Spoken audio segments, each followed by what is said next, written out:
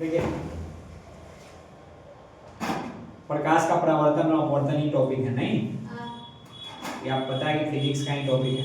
इसमें जितना भी ऑब्जेक्टिव क्वेश्चन है हम ऑब्जेक्टिव के साथ साथ क्या क्या क्वेश्चन पॉसिबिलिटी हो सकता है सब डिस्कस कर रहे हैं। ठीक है, पहला कि प्रकाश के परावर्तन के कितने नियम है, आपको दो नियम पता है ना। एक नियम क्या है, आपतित किरण, परावर्तित किरण और अभिलंब तीनों एक ही सतह में होते हैं, पहला नियम। और दूसरा है आपतन कोण परावर्तन कोण के बराबर होते हैं। ये बात क्लियर है। तो दो नियम। चाहे आपसे ये भी पूछ सकता है कि अपवर्तन के कितने नियम है, तो अपवर्तन के भी कितने नियम हो जाएंगे, दो नियम हो जाएंगे नहीं। तो याद रखिएगा। अगला है निम्न में से कौन सा पदार्थ लेंस बनाने नहीं के लिए प्रयुक्त नहीं होता, जल, कांच, प्लास्टिक और मिट्टी। देखिए जल भी एक प्रकार के लेंस की तरह ही काम करता है। बनाने के लिए कहने का मतलब जल भी लेंस की तरह काम कर सकता है। ठीक है, दूसरा है कांच है, प्लास्टिक है, प्लास्टिक और मिट्टी। मिट्टी जो होगा इसमें क्या होगा, लेंस बनाने के लिए प्रयुक्त नहीं होगा। ये बात क्लियर है। क्योंकि ठीक है जिसमें भी प्रकाश का अपवर्तन होगा वो लेंस की तरह ही काम करेगा। तो आपको पता है कि जल, जैसे मान लीजिए कि किसी भी एक्वेरियम जानते हैं जिसमें मछली रखा हुआ रहता है, जब आप देखते हैं तो उस तरफ जो कोई वस्तु होता है थोड़ा धुंधला दिखता है या थोड़ा बड़ा होकर दिखता है नहीं, तो वो भी एक प्रकार किस तरह काम कर रहा है, लेंस की तरह ही काम कर रहा है। बहुत सारा प्लास्टिक का भी आजकल जो ग्लास बच्चा सब जो पहनता है वो प्लास्टिक का ही, प्रॉपर कांच का नहीं है, वो भी लेंस की तरह ही काम करता है। तो इस तरह से बात हम कर सकते हैं। अगला है आंसर बाद में, पहले क्वेश्चन आंसर। अगला है कि सरल सूक्ष्मदर्शी में किसका उपयोग होता है। तो बताइए सरल सूक्ष्मदर्शी में क्या होगा कि कोई भी छोटी वस्तु उसको बड़ा करके दिखना पड़ेगा, तो कौन सा लेंस हो जाएगा, उत्तल लेंस हो जाएगा। क्योंकि अवतल लेंस में क्या होता है, वस्तु छोटा दिखाता है, ठीक है, लेकिन उत्तल लेंस में क्या करेगा, वस्तु को छोटा बड़ा और समान आकार के दिखाएगा। इसलिए आंसर में कौन सा होगा, उत्तल लेंस हो जाएगा।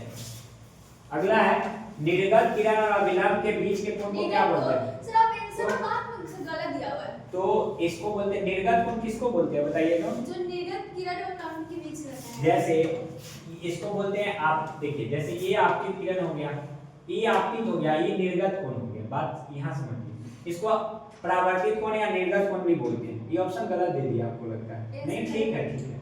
इसको आपतित किरण भी बोलते हैं, नहीं परावर्तित किरण को निर्गत किरण भी बोला जाता है। ठीक है, तो निर्गत किरण और अभिलंब, ये आपका अभिलंब हो जाएगा, निर्गत कोण हो जाएगा। तो इसको आपतन कोण बोलते हैं और इसको कौन सा कोण बोलते हैं, परावर्तन कोण बोलते हैं। नहीं, तो ऑप्शन कौन सा हो जाएगा बोलिए तो। सर नहीं निर्गत कोण ही होगा। नहीं नहीं नहीं, ये गलत होगा, ये होगा परावर्तन कोण। जो बता रहे हैं वही सीखिए, रिकॉर्ड में हो रहा है। आगे बताइए किस दर्पण का प्रतिबिंब छोटा और सीधा बनता है। तो बताइए छोटा और सीधा बनने के लिए ध्यान, उत्तल दर्पण में वाकई में उत्तल दर्पण में प्रतिबिंब आभासी बनेगा, काल्पनिक बनेगा और सीधा बनेगा और छोटा बनेगा। अवतल दर्पण में दोनों बनते हैं, दोनों नहीं, छोटा बड़ा और बराबर दोनों बनते हैं, काल्पनिक भी बनता है और वास्तविक भी बनता है। ध्यान रखिएगा ये बड़ा है, अवतल 4 अक्षर का है, तो बड़ा है इसका मतलब कि इसमें सब रहेगा। कौन कौन, ये मतलब स्ट्रिंग बेस पर याद कीजिएगा कि अवतल कहने का मतलब 4 अक्षर का है, तो छोटा बड़ा और बराबर, काल्पनिक और आभासी दोनों बनेंगे। उत्तल दर्पण है तो उत्तल दर्पण में कौन कौन प्रतिबिंब बनेंगे, सिर्फ काल्पनिक बनेगा और सीधा बनेगा और कैसा बनेगा, छोटा। समतल दर्पण में काल्पनिक और सीधा बनता है लेकिन वस्तु के बराबर बनता है। बात क्लियर है, और इनमें से कोई नहीं, तो ऑप्शन कौन सा हो जाएगा, उत्तल दर्पण। इसलिए उत्तल दर्पण का उपयोग किस साइड मिरर के रूप में होता है, क्योंकि एक बड़े स्पेस को देखना होता है इसलिए होता है। ठीक है, अगला है अवतल दर्पण को कौन सा लेंस बोलते हैं बताइए तो।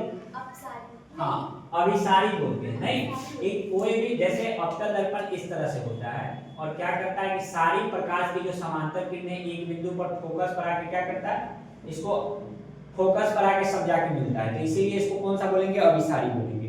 जो प्रकाश को फैलाता है उसको क्या बोलते हैं, अवसारी बोलते हैं। ठीक है, तो इसलिए अवतल दर्पण कौन सा हो जाएगा बोलिए तो, अभिसारी हो जाएगा।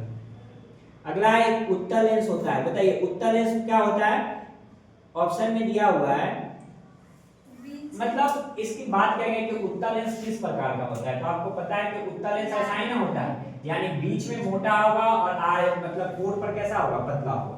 कहाँ है, किनारों की अपेक्षा बीच में क्या होता है, मोटा होता है। ठीक है, इसी के उल्टा अगर आपसे अवतल लेंस पूछ लिया जाए तो अवतल लेंस क्या होगा, किनारे पर मोटा होगा और बीच में कैसा होगा, पतला होगा। ये बात क्लियर है। हाँ, तो इस तरह से आप बात कर सकते हैं। अगला है उत्तल दर्पण में बना प्रतिबिंब। और बताएं उत्तल दर्पण में हमेशा कैसा होता है, काल्पनिक प्रतिबिंब बनता है और छोटा बनता है। अब उत्तल मतलब छोटा है तो काल्पनिक और कैसा बनेगा, छोटा बनेगा। अवतल बड़ा है तो वास्तविक काल्पनिक दोनों छोटा बड़ा और बराबर बनेगा। ये बात क्लियर हो गई। अगर यही जगह पर आता अवतल दर्पण में तो क्या बोलते हैं, अवतल दर्पण में कौन सा होगा, वास्तविक, इसमें तो ऑप्शन ही नहीं है, वास्तविक और काल्पनिक दोनों बनेंगे। ठीक है, तो इस तरह से कराए कि निम्न में से कौन सा बड़ा और वास्तविक प्रतिबिंब बनाता है, तो बताइए। समतल दर्पण तो बराबर प्रतिबिंब बनाता है ना, उत्तल दर्पण छोटा प्रतिबिंब बनाता है, अवतल दर्पण कैसा बनाएगा, बड़ा प्रतिबिंब बनाएगा, और अवतल लेंस भी छोटा प्रतिबिंब बनाता है। बात क्लियर है, तो कौन सा ऑप्शन होगा, अवतल दर्पण होगा। तो इस तरह से रिवीजन करते चलिएगा तो आपको याद रहेगा। अब आ जाइए प्रकाश के अपवर्तन। काल्पनिक प्रतिबिंब हमेशा कैसा होता है, सीधा होता है, और वास्तविक प्रतिबिंब हमेशा कैसा होता है, उल्टा होता है। ये बात क्लियर है, तो इस तरह से आप बोल सकते हैं। अगला है आपका कि प्रकाश के परावर्तन के कितने नियम हैं। अगले पढ़ेंगे प्रकाश के परावर्तन के 2 नियम हैं। बार-बार प्रश्न आपके एग्जाम में भी पूछा जाता है, तो याद रखिए।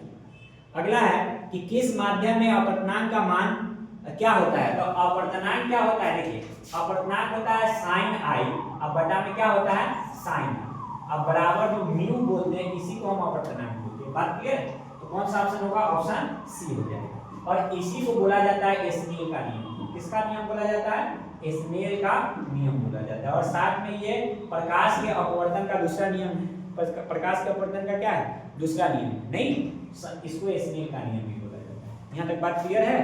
आगे करा कि गोलीय दर्पण में फोकांतर और वक्रता त्रिज्या के बीच संबंध, तो उसी दिन हम बता रहे थे कि वक्रता त्रिज्या और फोकस में क्या संबंध होता है, वक्रता त्रिज्या बड़ा होगा और फोकस क्या होगा, छोटा होगा, तो r बराबर क्या होता है, 2 गुने f होता है। बात क्लियर है, यानी वक्रता त्रिज्या बराबर 2 गुने फोकस दूरी, और फोकस दूरी के बराबर क्या होता है, वक्रता त्रिज्या बाई 2, तो इसमें कौन होगा, r बराबर 2f हो जाएगा। बात क्लियर है, तो इस तरह से प्रश्न हिंदी में भी पूछ सकते हैं और सिंबल के बेस पर भी पूछ सकते हैं।